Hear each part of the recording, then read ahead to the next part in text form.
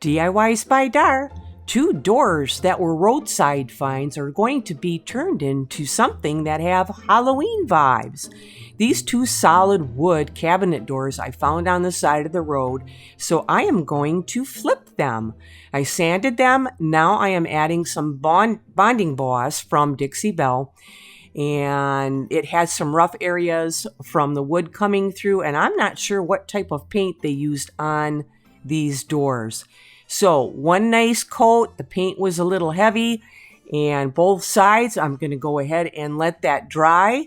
And I am a Made by Marley brand ambassador. You can find them at www.madebymarley.co.uk. They make decoupage paper, stencils, and stamps. I fussy cut these 3 Halloween characters, and they are going to go on 1 door, and the other one pretty much almost covers the whole top of the other piece. I always seem to use Mod Podge and Matte for putting down my decoupage paper. I outlined my characters, and I'm going to go ahead and get this Mod Podge on. And I seem to be an over paster most of the time. So I get my paste on there first and look for any lumps or chunks and make sure that they are out. And I have a soft brush, and I will go up and down just to make sure every area is covered. And then my final move is going to be going across with a light hand to make sure I remove all those ridges from any of the paste that left a line from the brush. Once I get my character on, I use a straight edge with some wax paper, and I start in the center usually and work it out and then make sure the edges are covered. 3 more characters to go. And there they are. They are so darn cute. They went on really nice. So we'll let those dry, and I'm going to work on this other one. The whole door is pasted. I will get my lovely Bat Vixen down. And once again, I am going to take that straight edge, and I'm going to start in the center and push up and push down, not too hard. You don't want to remove too much paste. You'll find out if you do, because the whole thing will have little skips in it where it lifts and there's no paste underneath there. Then your only option is to sand it and hand paint, which sometimes can be a real pain. I have some Dixie Belle coffee bean, and this is what I am going to cover the frame in with 2 coats all the way around. And then I did a couple other things with this frame to make that piece stand out.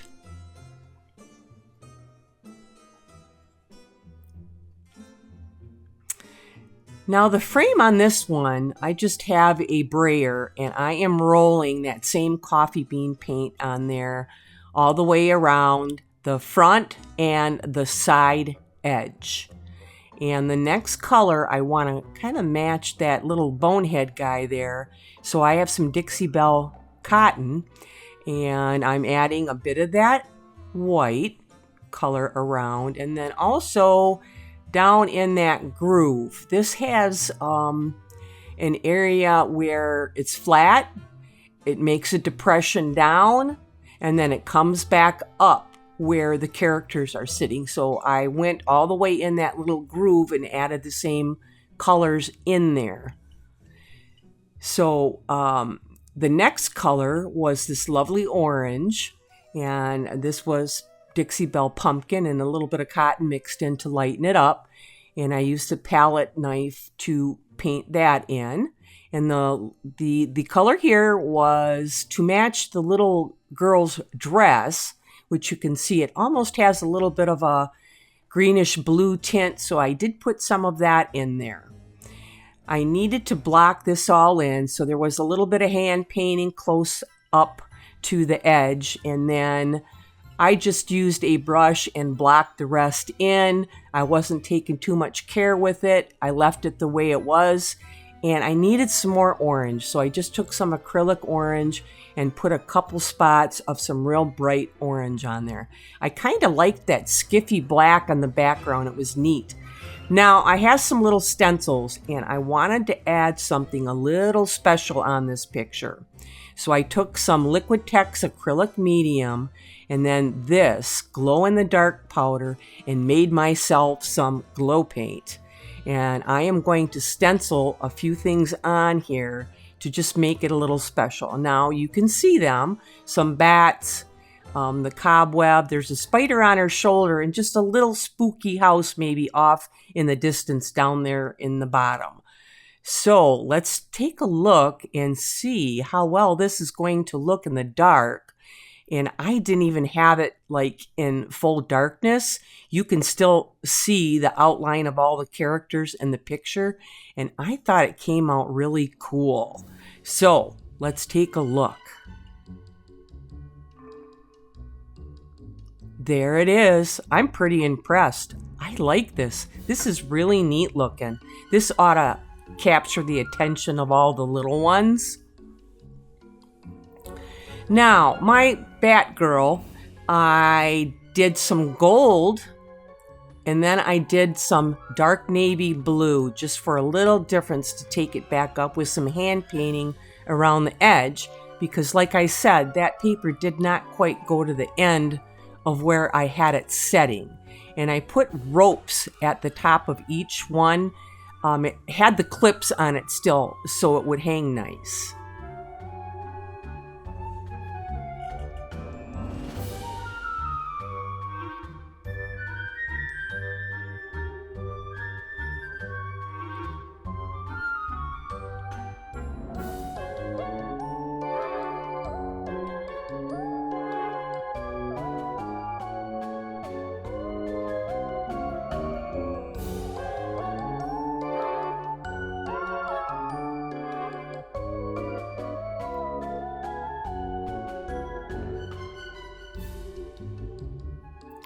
diys-by-dar wants to wish you a happy Halloween. I had a lot of fun with these two.